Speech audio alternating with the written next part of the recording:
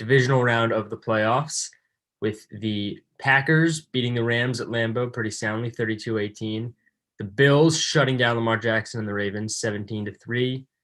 The Buccaneers beating the Saints 30-20 in New Orleans. Tom Brady against Drew Brees. Could be Drew Brees' last game. We will see about that.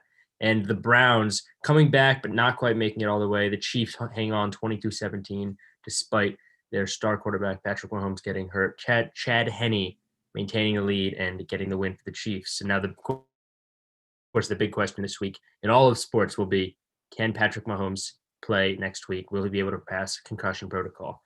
So jumping on a few of these games. First, Rams-Packers. Rams were hanging around in it for a little while. Packers they are clearly the better team all the way around, regardless of Jared Goff's injury. Of course, he had that thumb injury. The Rams not used to playing in, whether you'll see at Lambeau in January, but the Packers pretty soundly in the end. We went up a couple scores. It was really not much of a contest at that point, and the Packers able to get the win 32-18 against the Rams. Now the Packers will face the Bucs and Tom Brady. After Brady against Brees, we have another all-time lock Hall of Fame quarterback matchup of Tom Brady going to see Aaron Rodgers at Lambeau Field next weekend, winner to the Super Bowl. Storylines all over the place. Two of the greatest quarterbacks to ever play at one of the most famous stadiums in the league in January. The Packers looking for their second Super Bowl in the Aaron Rodgers era. As good as Rodgers is, he hasn't won a Super Bowl in 10 years. Of course, Brady not only looking for that seventh quarterback that would take him from already the GOAT to immortality, really, if he could win a Super Bowl with the Bucs, but the Super Bowl this year in Tampa. No team has ever won a Super Bowl in their home stadium. That is one of the few things Tom Brady hasn't done that he would be trying to accomplish this year.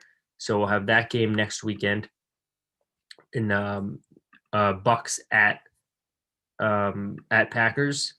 That will be the first game at 3:00 on Sunday.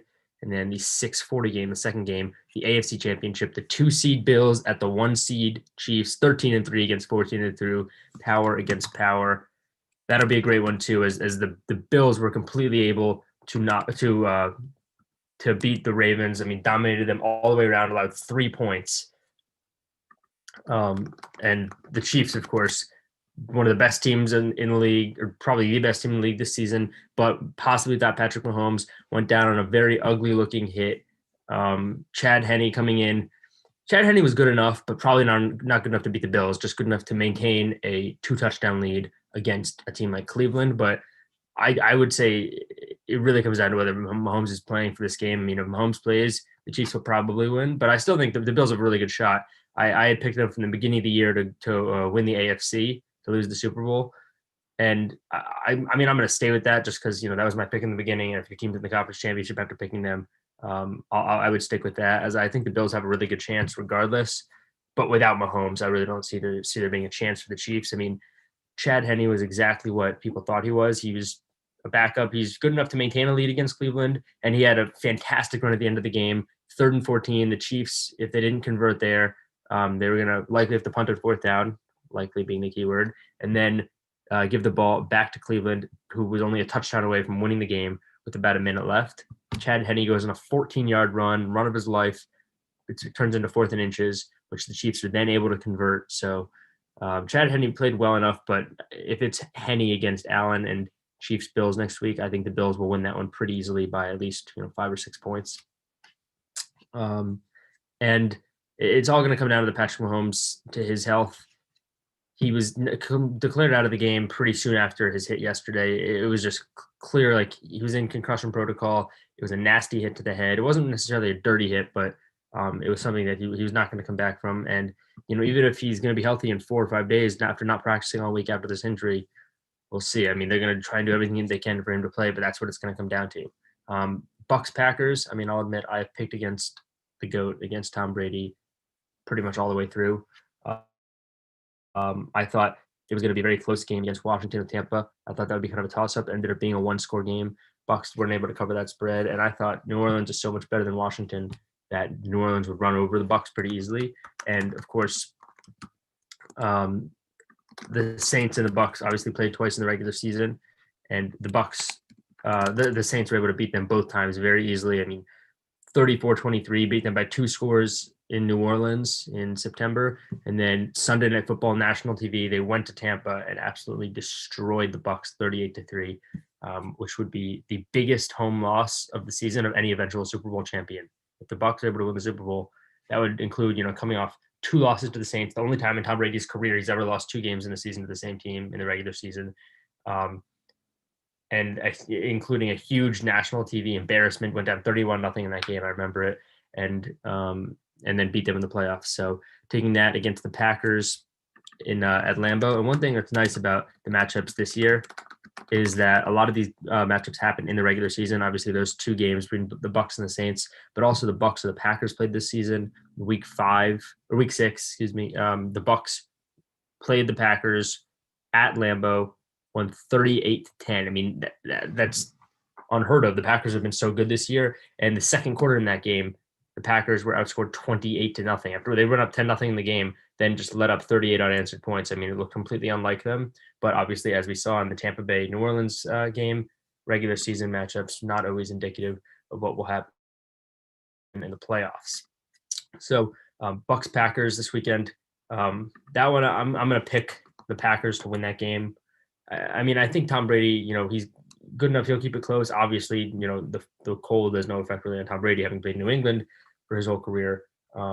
But the Packers are much better than the Saints. It's really not like kind of a typical step up from a 2 seed to a 1 seed. I think the Packers are substantially by far the best team in the NFC.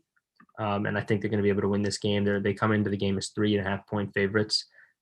I'm going to say they'll cover that. I'll say the Packers, I would say they'll win maybe like 27-21. Bucs would keep it close, but I think the Packers in general, they're a much more well-rounded team. And if the Packers can kind of harness that the Bucs D-line that was able to be all over Drew Brees and Taylor Heineke the last 2 weeks, I think that would be the key for the Packers. Keeping on that theme of teams having played in the regular season, the Chiefs and Bills, of course, played in the regular season as well. Chiefs winning that one in Buffalo, 26-17 back in week 6 as well. So both conference championships this year were a rematch of week 6 games. The Chiefs winning that one 26-17. And that was just when the Chiefs kind of looked like they were going to run away with it. They just needed Pittsburgh to lose, and Pittsburgh being, one of the worst 11-0 teams we can ever remember. Obviously did lose down the stretch, and the Chiefs were able to overcome for that 1 seed. But once again, I mean, the Chiefs are still probably going to win this game. They won in Buffalo by 9. They looked great in that game. They looked great the whole season. It's all just going to come down to Patrick Mahomes. And Andy Reid had said after the game yesterday, we're just going to monitor Mahomes' health, and they're just going to try and get him to pass the protocol all week. But after a hit like that with a head injury, it is very touchy subject. So we'll see how Mahomes is doing, if he's able to practice this week at all. But just to go over that Browns Chiefs game a little bit. So Chiefs went up early, first drive of the game. It looked like they might end up running away with it.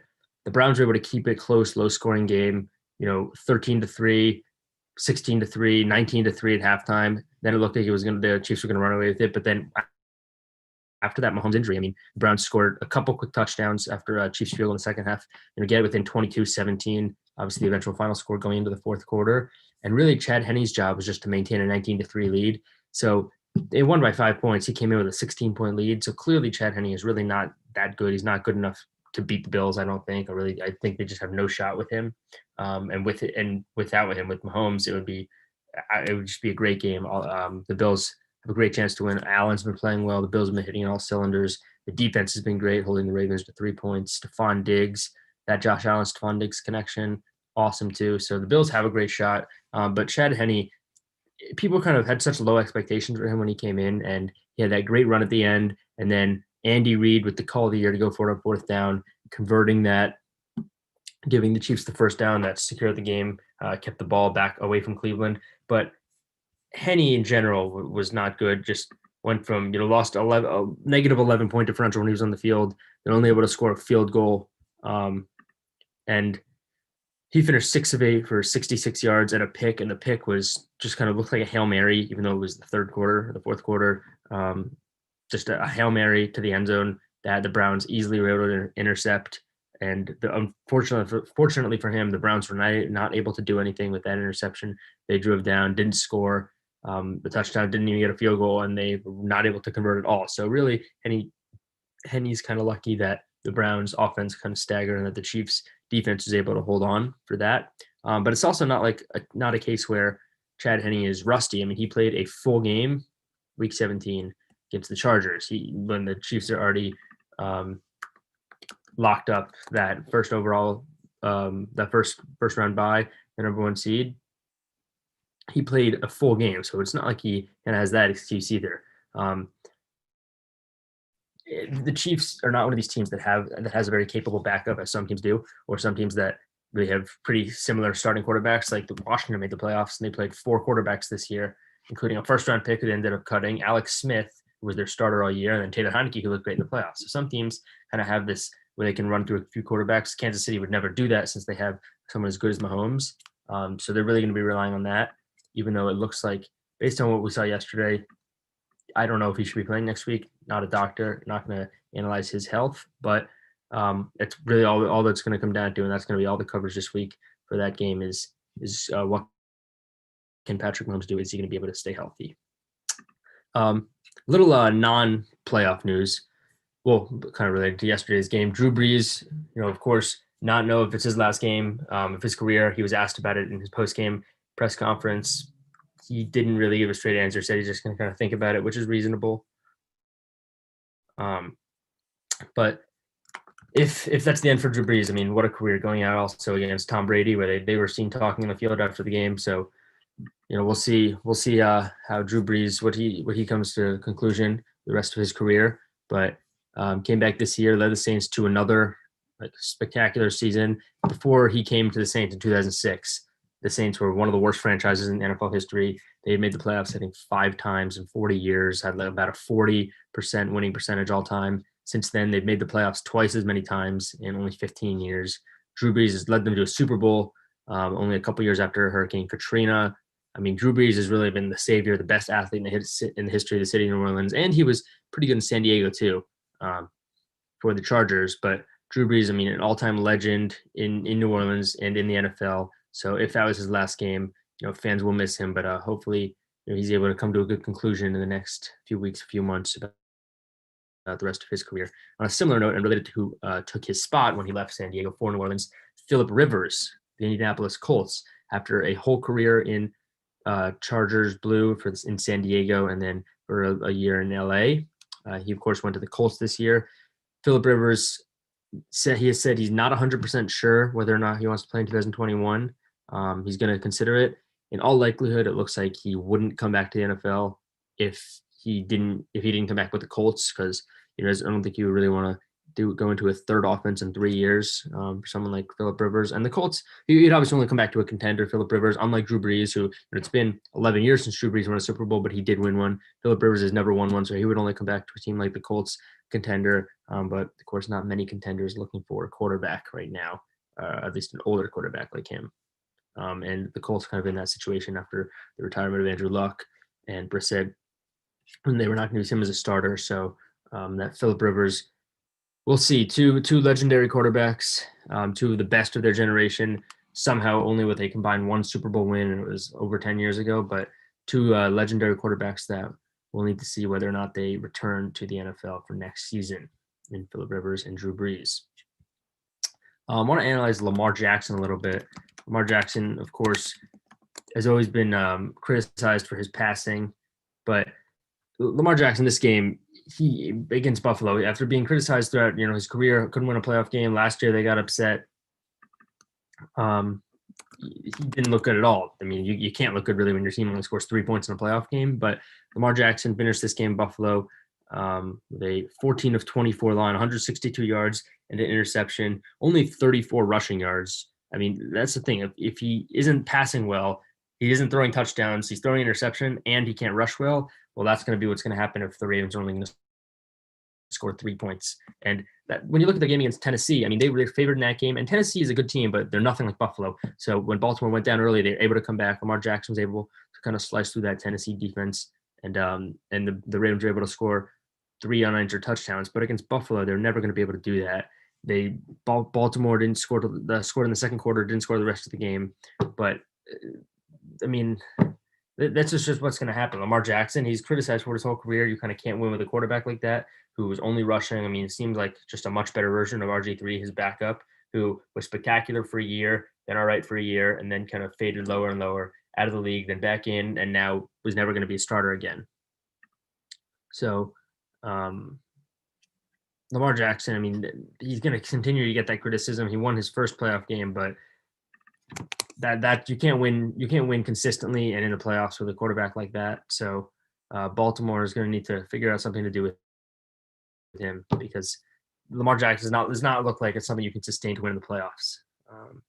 But Buffalo dominating that game too. It wasn't really just Baltimore playing badly. Buffalo deserved that win, and especially Buffalo after not winning a playoff game for 25 years. Now going to the AFC Championship. I mean, a chance to go to the Super Bowl where they can avenge so many nightmares of their past, losing 4 straight Super Bowls in the early 90s, and they're really going to have to earn it beating the Chiefs.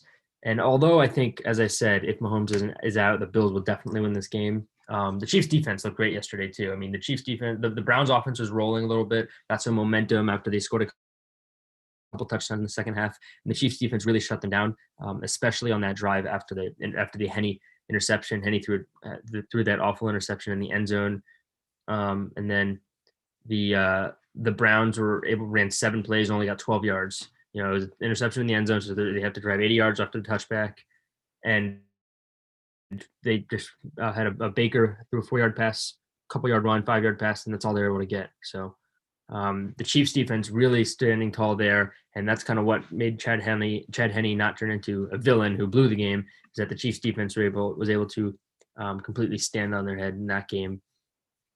And they had also in the New Orleans game as well. One thing that Buccaneers defense was able to completely come back and take over that game with New Orleans had a couple late turnovers that was really bad in that game. Let me find the stats here. Yeah, Jared Cook had an awful fumble late in that one in the third quarter that the Bucs were able to turn into a touchdown, and Drew Brees threw an interception in the fourth quarter. The Bucs were able to turn into another touchdown, which stretched the lead to a 2-possession game, 30-20, because the Saints had really kind of dominated that game early. The Saints forced a punt early from the Bucs and returned that initial punt all the way back into the Tampa Bay 21-yard line, so just outside the red zone. We're able to turn that into a field goal, but you're going to need to turn those into touchdowns to win really consistently. But turning a long punt return into a field goal, Tampa Bay punted again after their next drive. New Orleans ran that back, got a touchdown, but there was a flag, pulled that back, got another field goal. So what should have been 10-0 or 14-0 was really only 6-0, and they're kind of just leaving Tampa Bay in the game. And then Drew Brees, not a great game from him overall. Brees finishing 19 of 34, 134 yards. I mean, you just can't really win in the playoffs on 134 yards, as well as 3 picks. That's what got him. And then the Tampa Bay defense, after getting these huge turnovers, Tom Brady and the offense were able to turn them into points. That was the key for them. New Orleans, when they got their opportunities, only got field goals. Tampa Bay was able to turn the second quarter interception into a touchdown, Brady to Evans, as well as the third quarter Jared Cook fumble when he was stripped. That was a huge play by the Tampa Bay defense. Antoine Winfield making a big play for Tampa Bay, stripping Jared Cook. Tampa Bay recovering that one, able to turn that into a touchdown, which tied the game 20-20.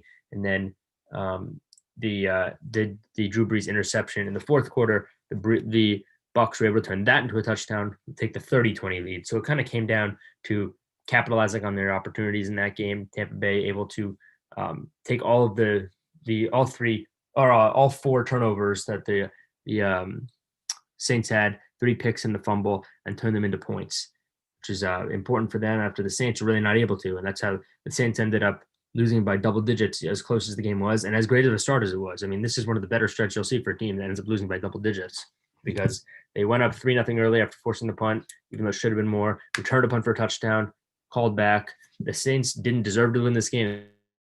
They didn't play that well. Drew Brees, as good as he's been in his career, was not a great game if this was his final game. Emmanuel Sanders and Traquan Smith both played pretty well for New Orleans, getting a lot of yards after their catches. Traquan Smith to 2 touchdowns. I mean, that's what kept New Orleans in the game at all. But I guess what they say, don't bet against the GOAT, even if it's against Drew Brees. I mean, Tom Brady finds a way to get it done, and I may look like a fool for saying that I think the Packers are going to win, the Packers are going to cover, and the Packers are the better team overall. Weather will be a factor. We'll see how the weather is in Green Bay, but who knows? Tom Brady. I mean, he's done some of the most amazing things anyone has done in their NFL careers. He's won 6 Super Bowls. He's been to almost a quarter or almost a fifth of all Super Bowls that have ever happened. He's played in. And now this could. I mean, his legacy can't really get much worse. Nobody can ever judge him for his 1 year in Tampa or 2 years or however long he spends in Tampa.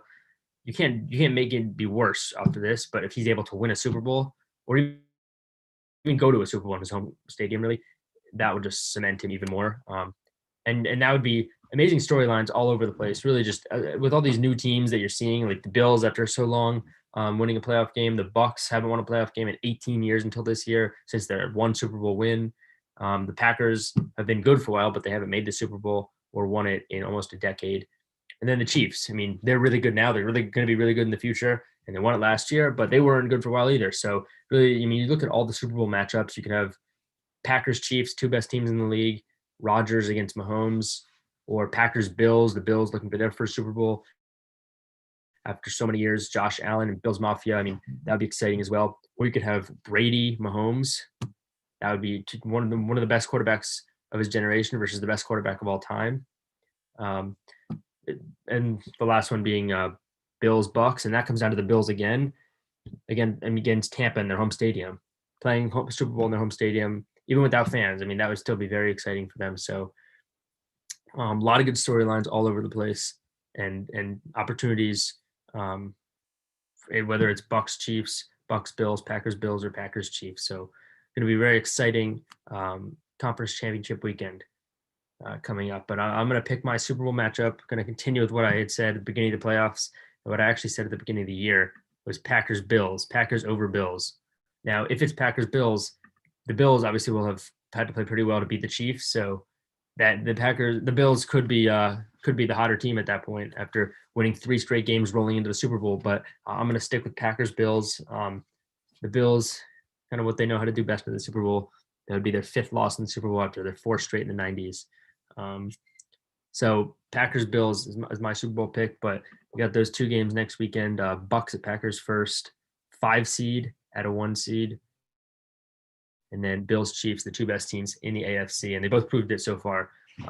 The Chiefs showed yesterday they're really more than just Mahomes, as important as he is. I mean, they had a negative 11-point differential, as I said, but they show they're more than just Mahomes. The defense is great, and the Chiefs in this game, despite Henny not playing that great. Darrell Williams, 78 yards. Mahomes is able to get a touchdown earlier in the game, a rushing touchdown, but Travis Kelce as well. I mean, they have one of the best tight ends of his generation, Travis Kelce. He's going to be huge for them, but that's what it's going to come down to for the Chiefs next weekend. But the Chiefs Bills spread right now, of course, that would change all over the place depending on Patrick Mahomes plays. But right now, is Chiefs -3 against Buffalo. In all likelihood, I think they would change, but I'm gonna pick Buffalo to cover that one, 3 points, and I'm gonna pick Buffalo to win. We'll see if Patrick Mahomes plays, but I'm gonna pick Buffalo to win that one. Stick with the Super Bowl matchup of Bills Packers. So, looking forward to all that action next weekend.